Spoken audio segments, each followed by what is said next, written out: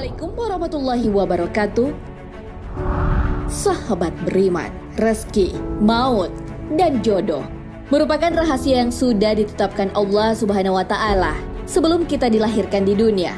Setiap manusia diciptakan berpasang-pasangan. Meski dirahasiakan, Allah Subhanahu wa Ta'ala memberi tanda-tanda sebagai petunjuk jodoh seseorang. Hal tersebut sebagaimana dijelaskan di dalam Al-Quran. Lantas bagaimana membaca tanda-tanda jodoh menurut Al-Quran?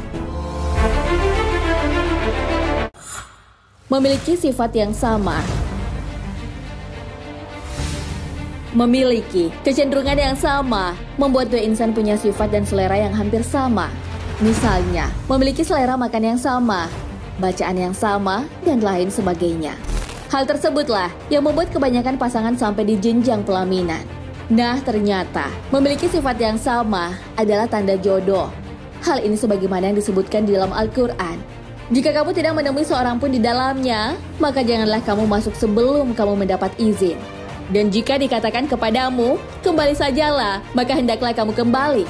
Itu bersih bagimu, dan Allah Maha mengetahui apa yang kamu kerjakan. Al-Quran Surah An-Nur ayat 28. Memiliki sifat yang sama juga bukan hanya sekedar selera makan atau hobi saja, tapi juga tingkat keimanan. Ketika seorang bertemu dengan orang yang memiliki tingkat keimanan yang sama, bisa jadi itulah jodoh yang ditakdirkan Allah Subhanahu wa Ta'ala. Jodoh juga termasuk hal-hal yang telah dituliskan di Lauhul Mahfuz. Karena jodoh telah ditetapkan oleh Allah Subhanahu wa Ta'ala, maka kita harusnya percaya bahwa Allah Subhanahu wa Ta'ala akan memberikan yang terbaik. Di dalam Islam, jodoh adalah cerminan diri kita. Hal ini sebagaimana firman Allah Subhanahu wa Ta'ala di dalam Al-Quran. Wanita-wanita yang keji adalah untuk laki-laki yang keji, dan laki-laki yang keji adalah untuk wanita-wanita yang keji pula. Dan wanita-wanita yang baik adalah untuk laki-laki yang baik, dan laki-laki yang baik adalah untuk wanita-wanita yang baik pula. Mereka yang dituduh itu bersih dari apa yang dituduhkan oleh mereka yang menuduh itu. Bagi mereka, ampunan dan rezeki yang mulia. Al-Quran Surah An-Nur ayat 26. Maksud jodoh adalah cerminan bukan hanya dari sifat dan keimanan. Selayaknya cermin, seorang pasangan juga akan menjadi orang yang mengingatkan agar kita tetap berada dalam jalan yang diridhai Allah Subhanahu wa Ta'ala. Jodoh yang merupakan cerminan diri kita, juga sebagaimana hakikat penciptaan manusia. Maka dari itu, pernikahan menjadi sarana untuk memperkuat iman dan memperbanyak ibadah. Jodoh membuat seseorang menjadi tenteram. Ketentraman dari seorang jodoh diperlukan agar ibadah tetap terasa menyenangkan. Karena dalam Islam, menikah bukan sekedar menghalalkan cinta dua insan, melainkan sebagai jalan agar keduanya meraih ridho dan cinta Allah Subhanahu wa Ta'ala. Untuk itulah, pernikahan dan hidup berumah tangga membutuhkan ketenteraman.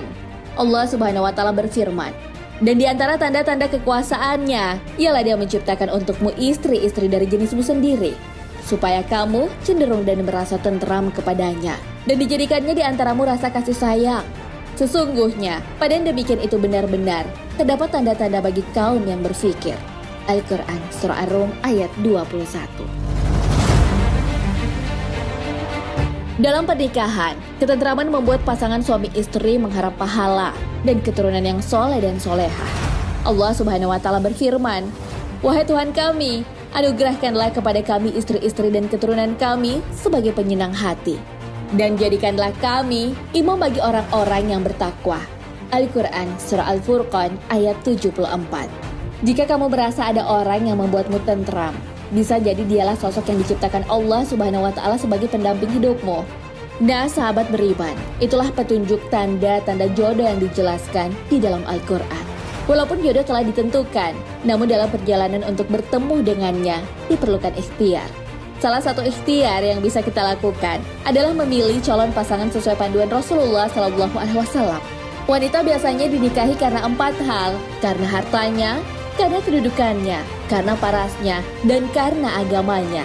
Maka hendaklah kamu pilih wanita yang bagus agamanya. Kalau tidak demikian, niscaya kamu akan merugi. Hadis riwayat Bukhari dan Muslim. Wallahu a'lam bishawab.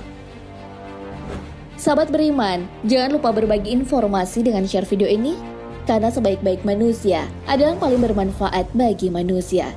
Wassalamualaikum warahmatullahi wabarakatuh.